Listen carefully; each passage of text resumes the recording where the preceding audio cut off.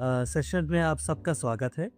हम कोशिश करेंगे अपने हर एक सेशन में हर उस इम्पोर्टेंट टॉपिक और इशू के बारे में बात करें जो कि कहीं न कहीं किसी रिलेशनशिप या फिर मैरिज को इम्पैक्ट करता है। आज का जो हमारा टॉपिक है वो है कम्युनिकेशन गैप।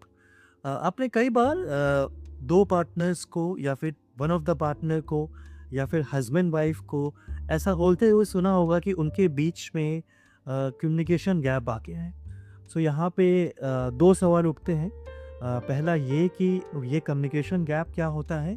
और दूसरा ये अगर हुआ है तो 2 लोगों के बीच में जो कि पहले शायद प्यार में थे, रिलेशनशिप में थे, मोहब्बत में थे, ऐसा गैप आया क्यों? सो कभी भी इसका कोई एक रीज़न नहीं होता है। सीरीज़ ऑफ इवेंट्स रिस्पॉन्सिबल होते हैं ऐसे किसी कम्युनिकेशन गैप के आ जाने का। मान लीजिए एक पार्टनर का ऐसा बिलीव करना कि उनका जो पार्टनर है, हस्बैंड है या फिर वाइफ है, वो उनका स्टैंड नहीं लेते, या फिर वन ऑफ द पार्टनर का ऐसा बिलीव करना कि उनके जो पार्टनर है वो उनकी बात कभी अच्छे से नहीं सुनते, या फिर एक ऐसी फीलिंग दिन में कि उनका जो पार्टनर है वो पब्लिकली कभी दूसरों के सामने, यहाँ पे दूसरे फैमिली मेम्बर्स भी हो सकते हैं, दोस्त हो सकते हैं, नेबर्स हो सकते हैं, दूसरों के सामने उनका कभी रिस्पेक्ट नहीं करता है, उनको कभी वैल्यू नहीं देता। या फिर जो सबसे ख़राब होता है कि अपने पार्टनर को और उनके बिहेवियर को किसी और के साथ कंपेयर करना, किसी और के मैनरिज़म्स के साथ कंपेयर करना, कि आप जानते हो कि उनके पति तो ऐसा करते हैं या फिर उनकी वाइफ़ तो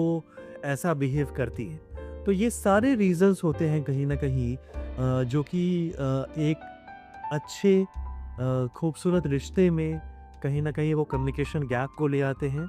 एंड आप हमेशा नोटिस करेंगे कि जब भी किसी रिश्ते की शुरुआत होती है या रिलेशनशिप की शुरुआत होती है या फिर शादी के जो इनिशियल 1-2 साल होते हैं, 3 साल होते हैं, उस टाइम पे लार्जली ऐसे कम्युनिकेशन गैप नहीं आता है। उसका शायद रीज़न ये होता है कि हम दोनों एक दूसरे को अपना बेस्ट सेल्फ दिखाना चाहते हैं। कहीं न कहीं हम उस पार्टनर को पाना चाहते हैं, कहीं न कहीं हम उस पार्टनर को अपनी ज़िंदगी में लाना चाहते हैं। तो कहीं न कहीं वो एक गोल ओरिएंटेड टास्क होता है उस पार्टनर की प्रेज़ेंस हमारे लिए। लेकिन जैसे ही हम साथ में रहना शुरू करते हैं, एक घर में, एक छत के नीचे, तब हमें उस पार्टनर की, अपने पार्टनर की कमियाँ भी नज़र आती हैं। एंड धीमे-धीमे वही कमियाँ बहस का रूप लेती है, वही एंड धीमे-धीमे वही बहस लड़ाई का रूप लेती है या फिर लड़ाइयों का रूप लेती है। एंड कहीं न कहीं यहाँ से उस कम्युनिकेशन गैप की शुरुआत होती है किसी भी रिलेशनशिप में, किसी भी रिश्ते में, किसी भी शादी में। सो जब भी आपको ऐसा ऑब्ज़र्व हो, आप कोशिश करिएगा खुद से एक सवाल कीजिए कि क्या आप अभी भी अपने पार्टनर का बेस्ट सेल्फ एक्सपेक्ट कर रहे हैं, या फिर आप एक दोस्त की तरह उन कमियों को एक्सेप्ट करके, रिस्पेक्ट करके, उन सारी कमियों पे काम करने को तैयार हैं, एंड अभी भी आप एक खुशहाल लाइफ की तरफ टुगेदर साथ में बढ़ सकते हैं एक दोस्त की तरह।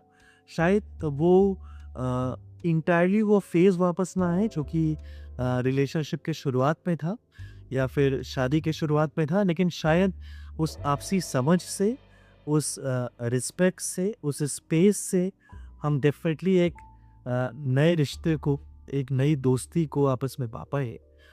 वो मुझे लगता है सबसे इम्पोर्टेंट है किसी भी रिलेशनशिप में, किसी भी शादी में।